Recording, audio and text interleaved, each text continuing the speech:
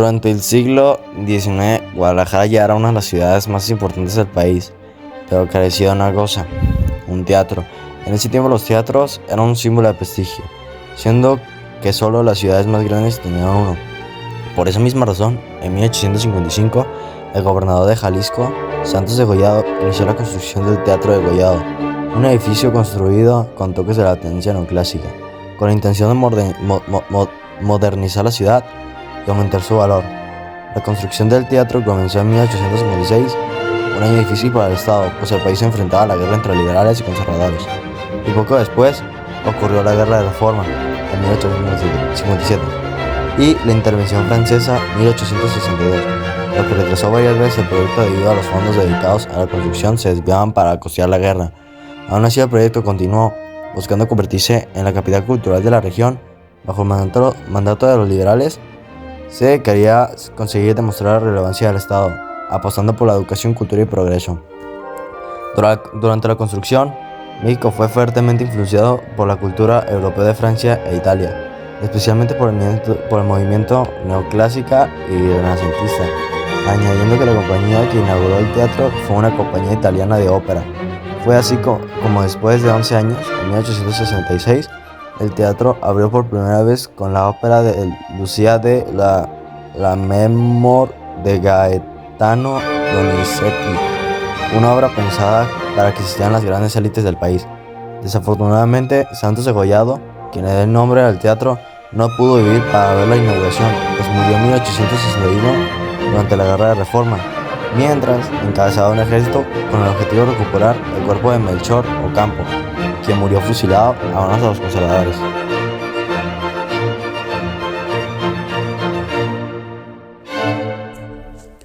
En su época, al no existir muchos cines, plazas o centros comerciales, se convirtió en un lugar importante para la vida del ciudadano, siendo el principal punto de reunión para las personas, el lugar por excelencia para reuniones, tertulias entre intelectuales, encuentros entre familias influyentes, reuniones informales de políticos, cívicas, eventos oficiales, presentaciones de beneficencia organizadas por grupos de la élite debido a su estatus.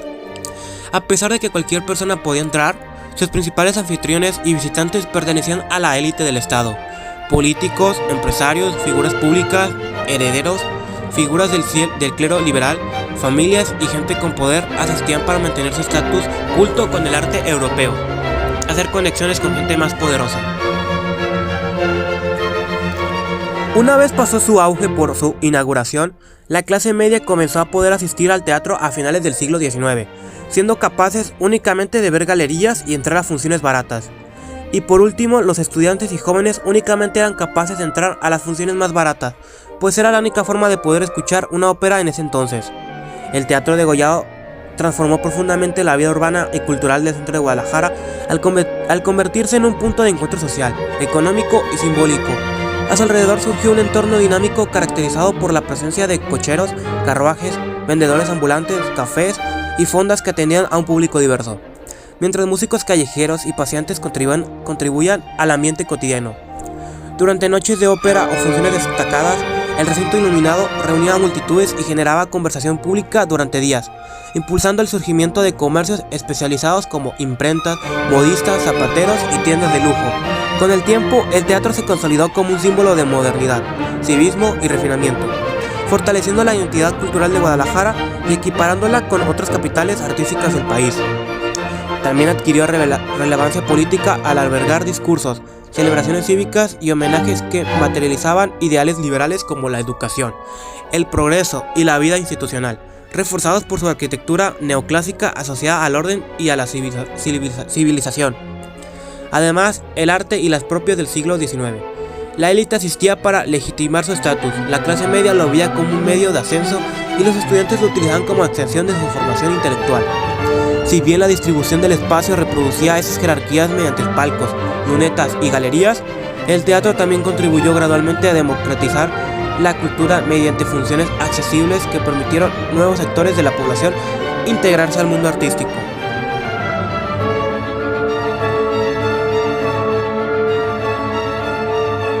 El Teatro Degollado surgió del proyecto liberal mexicano del siglo XIX, cuyo objetivo era modernizar el país tras un largo periodo de atraso cultural y económico.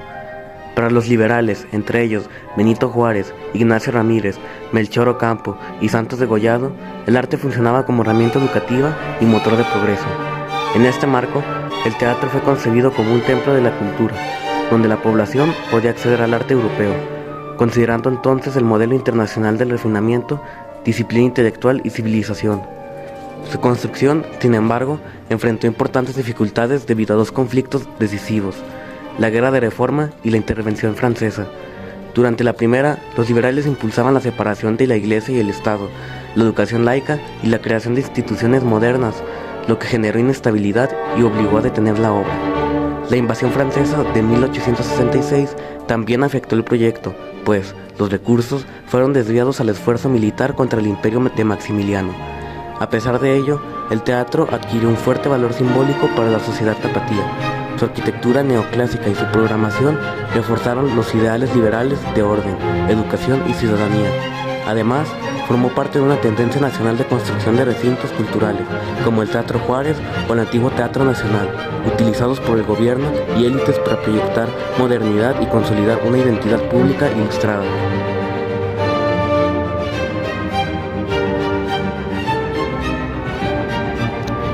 El Teatro Degollado fue construido durante un momento en el que Guadalajara buscaba convertirse en un centro cultural importante del país, lo que llevó a que la mayoría de eventos artísticos importantes de esos tiempos se llevaran a cabo ahí.